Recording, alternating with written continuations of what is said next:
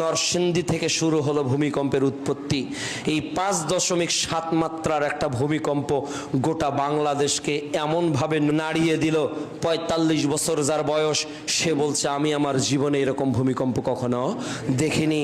52 বছরের ওই মানুষটা বলছে আমার বয়স আজকে 52-56 বছর বয়স, আমি আমার জীবনে এই ধরনের ভূমিকম্প জীবনে কখনো দেখিনি।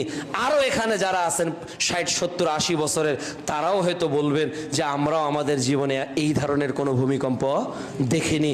একটা বিল্ডিং এইভাবে দুলছে, কটকট কটকট কটকট করে শব্দ হচ্ছে, এইরকম একটা শব্দ হচ্ছে। আল্লাহ রাব্বুল আলামিন বলছেন সূরা জিলজাল পারা 30 অধ্যায় 99 আয়াতে 1, জিলজাল মানে কি? ভূমিকম্প। জিলজাল একটা কোরআনের সূরার নামই হলো ভূমিকম্প।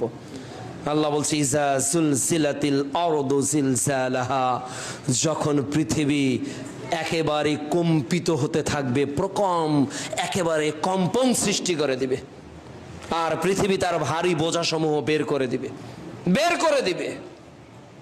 আর মানুষ বলে বকাল আল ইনসান মালাহা, মানুষ মালাহা কি হলো বলেনি? আজকে বলেনি? 10টা 10:30টার দিকে মানুষ বলেনি? সূরা কারিয়া আল্লাহ বলছেন যে আল কারিয়াহ মাল কারিয়াহ ওয়া মা আদরাকা মাল কারিয়াহ ইয়াওমা ইয়াকুনুন নাসু কাল ফারাশিল মাবসুস ওয়া তাকুনুল জিবালু কাল ইহনিল মানফুশ। মহাপ্রলয়, মহা দুর্ঘটনা।